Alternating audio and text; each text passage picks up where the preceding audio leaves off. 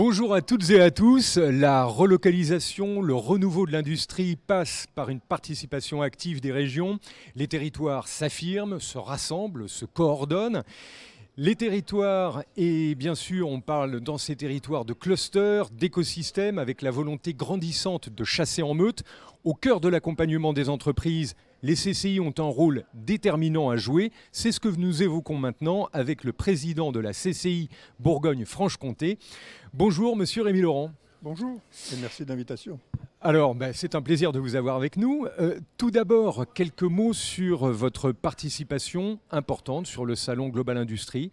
Vous avez un stand magnifique et vous êtes là pour représenter la région. Oui, de longue date, la CCI régionale coordonne le stand collectif qui est supervisé et commandé par la région, conseil régional. Et nous avons cette année 400 mètres carrés, nous avons une quarantaine d'exposants, auxquels s'ajoutent une cinquantaine d'exposants de la région qui sont dans d'autres halls dans les secteurs spécialisés. Donc ça fait 100 à 110 entreprises qui sont présentes au rendez-vous de cette reprise, puisque ça fait 1 an et demi que les entreprises n'ont pu sortir, n'ont pu se présenter, n'ont pu s'exposer. Et donc c'est un moment très très important avec une réelle volonté de tous d'attirer et de pouvoir présenter les nouveautés, puisque pendant cette période, bien entendu, les entreprises n'ont pas chômé. Elles ont continué à innover, elles ont continué à évoluer et elles participent au changement tout en s'inscrivant, bien entendu, dans les mutations et les nécessaires prises en compte des différentes transitions. Alors, vous l'évoquez, on a vécu 18 mois compliqués pour l'industrie, bien sûr. Les CCI, donc, ont peut-être un petit peu temporisé l'activité. On a eu du travail à distance dans beaucoup d'entreprises. Aujourd'hui, il y a cette relance dont vous parlez. On a vraiment envie de se reconnecter, de se retrouver et de retravailler ensemble. Les CCI vont jouer un rôle essentiel dans cette reprise, dans cette relance.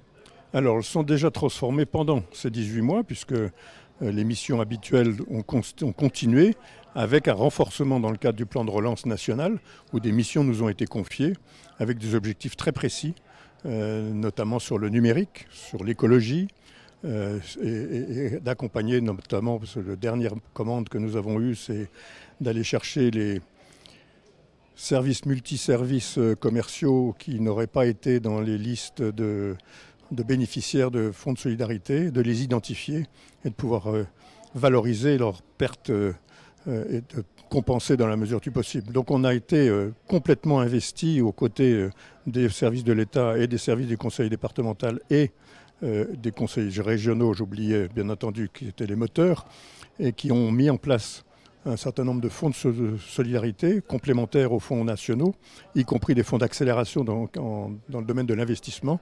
Et certains de ces fonds étaient confiés aux EPCI et dans lesquels les CCI ont pu intervenir en tant qu'instructeurs ou d'accompagnement pour le déploiement de ces fonds.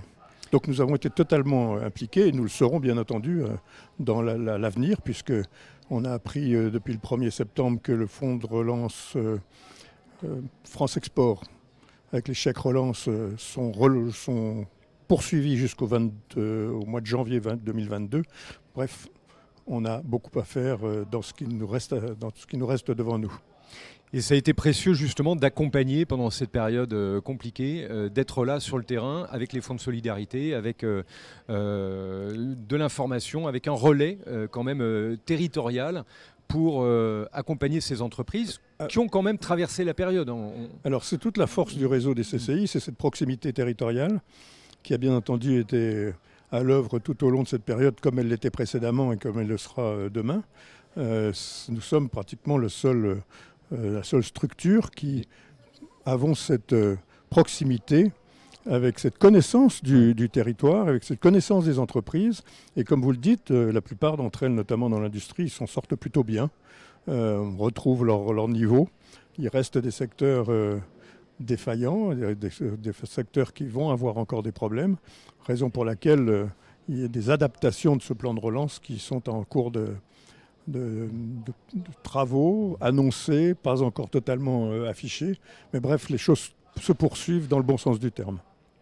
Il va falloir de l'agilité. En fait, on craignait vraiment une catastrophe qui n'a pas eu lieu. On est plutôt dans des lignes qui ont bougé, avec des secteurs qui ont été durablement impactés, mais sur lesquels il va falloir repenser la production, repenser les produits, revoir le marché. Donc c'est plutôt une réinvention qui est en cours actuellement. Alors c'est ce qu'on appelle l'innovation au sens large. Oui.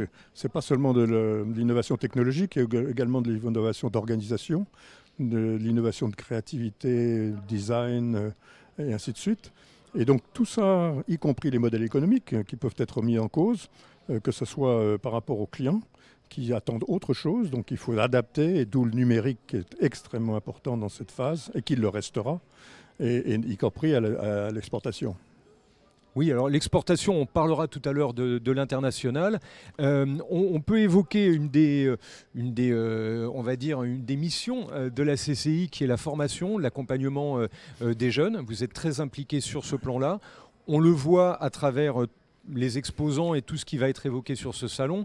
Aujourd'hui, c'est crucial, la formation, pour alimenter l'industrie avec des nouveaux talents. Comment vous voyez les tendances prochaines sur ce plan-là? Alors en cette période de sortie de crise, on a malheureusement le problème récurrent de l'emploi. Oui. Donc on a un manque de compétences, il y a des développements qui ne se font pas et des croissances qui ne se font pas faute d'emploi. Alors pas seulement des jeunes, on a également des moins jeunes, besoin de qualifiés et de non qualifiés. Et là, il y a un réel souci. Alors quant à la formation, les conseils régionaux est engagé dans les orientations. Nous participons également avec des événements spécifiques pour toucher les jeunes et les parents. Les filières, elles, s'occupent plus des conversions et de personnes plus âgées. Bref, tout le monde est à la manœuvre avec des campus des métiers, avec différents dispositifs à nouveau pilotés ou accompagnés par les services de l'État et le Conseil régional, dans lequel nous nous inscrivons. Et puis nous avons nos CFA, que nous avons soit en direct, soit en participation avec la Chambre des métiers. Et là, nous avons une progression du nombre d'apprentis. Et c'est bien entendu l'avenir que nous préparons par ces apprentissages qui restent, à mon avis, le meilleur moyen de trouver un emploi, d'être qualifié et donc de rentrer dans la vie active. Tout à fait. On a un renouveau autour de l'apprentissage depuis 5, 6 ans, 7 ans. Et on se rend compte que c'est véritablement une voie à privilégier aujourd'hui, aussi bien au niveau des organisations, des institutions comme la vôtre, mais aussi pour les jeunes de se dire, tiens, ben voilà, je vais apprendre un métier qui pourrait être évolutif. On l'a évoqué tout à l'heure avec Monsieur Danton de la Mécanique Vallée. Dans l'industrie, aujourd'hui, avec 150 métiers, on peut évoluer, s'épanouir en partant d'une case, et puis on va rajouter des briques et on va pouvoir évoluer. Oui, tout à fait. Donc les CCI ont toujours été promoteurs de cet apprentissage qui va du CAP jusqu'à l'ingénieur. Et là rentrent dans le paysage les différentes passerelles. Donc cette possibilité de commencer, de revenir, de continuer, de convertir, de passer sur d'autres métiers. Il y a aujourd'hui suffisamment de souplesse pour que, de manière très agile, les jeunes puissent évoluer dans leur démarrage de carrière. Et comme vous le dites, il n'y a pas de raison de rester toujours dans le même métier.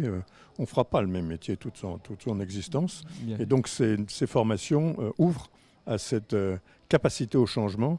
Bref, c'est de l'envie et c'est surtout de l'écoute et de la curiosité qui permet de rentrer dans la vie active de la meilleure manière. Alors, cette crise du Covid a aussi rebattu les cartes sur le plan du territoire. Tout d'un coup, on s'est dit, tiens, pourquoi rester en ville forcément? Pourquoi cette attractivité magnétique des grands centres urbains qui ont perdu un petit peu on s'est dit, pourquoi pas aller vivre en région, dans un endroit naturel, avec plus de nature. Et dans ce cadre-là, une région comme la Bourgogne-Franche-Comté a un potentiel extraordinaire, on va dire. Cette attractivité, elle passe aussi par vos actions. Alors cette attractivité, elle était déjà sur la table depuis longtemps, mais elle s'accélère effectivement. Je ne pense pas qu'il faille non plus dire que tout va se transformer. On voit aussi qu'on peut retomber dans les habitudes précédentes. Le télétravail, on voit, on est revenu dans bon nombre d'entreprises à une situation normale. Bref, cette expérience de télétravail, elle nous a fait avancer, elle nous a fait réagir beaucoup plus vite, elle nous a permis de travailler sur différents sujets dans différentes réunions beaucoup plus souvent que dans la normalité. Mais bien entendu, cette région et cette belle région de Bourgogne-Franche-Comté, proche de Paris, proche de Lyon, attire. Et c'est là tout notre souci. Ce n'est pas seulement l'intérêt des jeunes, c'est aussi des moins jeunes. Et ça, c'est un travail de l'ensemble de l'écosystème. Et c'est un sujet que nous évoquons très très régulièrement et dans lequel la CCI est très impliquée. Et alors, puisqu'on est là sur le territoire, on parle de la proximité avec Paris, avec Lyon, mais vous êtes aussi proche de l'Allemagne, de la Suisse, bien sûr. Il y a eu beaucoup de transmissions avec la Suisse au cours de l'histoire en France. Il y a l'Italie également. Donc cette position géographique tout à fait privilégiée vous amène à l'international, vous ouvre à l'international. Alors, nous ouvre à l'international puisque l'Allemagne est le premier partenaire en exportation, puis l'Espagne, puis l'Italie. Puis viennent la Suisse et le Royaume-Uni. Ce que nous oublie souvent, vous parliez des relations avec la Suisse, ce sont les frontaliers. Ce sont plus de 20 000 frontaliers qui travaillent en Suisse et donc qui apportent un revenu sur toute la frange de la frontière du Jura, que l'on ne voit pas forcément d'ailleurs, mais sur place, ça se transmet, ça se transcrit et ça se traduit par des chiffres d'affaires, par de la valeur ajoutée, par un immobilier assez cher. Bref, tout un écosystème qui se développe là-haut de manière très très forte. Alors quant à l'international, ce sont nos premiers pays destinataires. Et donc avec la TFE, notre Team France Export, qui associe Business France et la BPI, et les conseillers du commerce extérieur et les douanes. Et donc là, nous avons une mission très forte avec un guichet unique confié par le conseil régional pour promouvoir nos exportations en préparation et en accompagnant les entreprises à l'étranger avec un premier diagnostic, avec de la formation, vraisemblablement dans le cadre de relance qui est prolongé jusqu'au mois de juin l'année prochaine. Il y aura un parti formation qui va intervenir, puis des chèques relance, 4 possibles par entreprise, donc c'est 2 fois 2500 et 2 fois 2000 à disposition pour couvrir des études de marché, pour couvrir des prospections, et puis couvrir des e-vitrines et couvrir des webinaires digitaux de manière à prospecter à distance. Bref, ce qui nous manque aujourd'hui, c'est bien entendu d'aller sur place, mais les déplacements ne se font pas, ou peu. Et donc c'est la raison pour laquelle ce plan de relance est poursuivi et dans lequel nous avons une mission essentielle d'accompagnement. Là, on parle de l'Europe. Vous avez des interlocuteurs privilégiés. J'ai vu qu'il y avait très bientôt une mission, une rencontre, on va dire, avec différents acteurs européens. L'Europe se construit aussi via des organismes comme le vôtre, comme les chambres de commerce, parce que ça crée un maillage, on va dire, pour faciliter l'exportation. Alors nous sommes dans tous les grands salons, dans toutes les filières. Là aussi un programme qui est validé par nos supervisions du Conseil régional. Et là, c'est le cas ici, quand on intervient dans un salon français de ce type, compte tenu de l'exportation et compte tenu des exposants étrangers, qui est à peu près 40%, et 15% de visiteurs provenant de l'étranger, essentiellement de l'Europe, on participe à la promotion de l'exportation. Et puis on va bien entendu à Düsseldorf, on va ailleurs. Prochains sont sur les vins, mais ça va au-delà de l'Europe, puisque nous allons jusque dans l'Asie, nous allons là où il le faut. Bref, on espère pouvoir réaliser ce programme qui pour 2021 est tronqué pour moitié au moins, et qui pour 2022 devrait repartir dans sa forme initiale, c'est-à-dire une centaine d'événements, dont une quarantaine de salons et de missions à l'étranger, le reste étant des journées techniques ou des journées pays que nous réalisons avec des partenaires, bien entendu Business France en priorité, voire d'autres partenaires que nous avons à l'étranger, comme les réseaux des CCI françaises à l'étranger. Tout à fait, il y a la mission USA-Canada qui arrive là très bientôt, sur laquelle vous serez positionné. Oui, ça s'inscrit dans cette volonté, en espérant que les voyages seront possibles. Voilà, tout à fait. Il y a cette. Alors, juste peut-être pour terminer, on avait tout à l'heure Nicolas Dufourcq là sur une conférence qui évoquait la nécessaire solidarité qu'il va falloir développer. La France, des fois, à ce travers de jouer un peu personnel.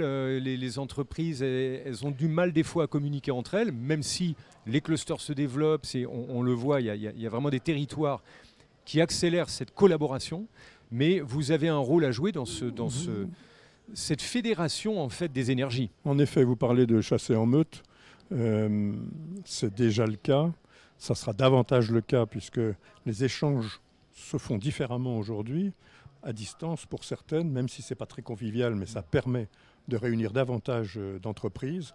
Et donc c'est non seulement par rapport à l'export, mais c'est également par rapport à des projets européens, avec des financements européens, des partenariats européens sur de la recherche. Là aussi, nous avons un rôle à jouer avec la EEN, Enterprise Europe Network, qui dépend de la Commission et que nous hébergeons au sein des CCI.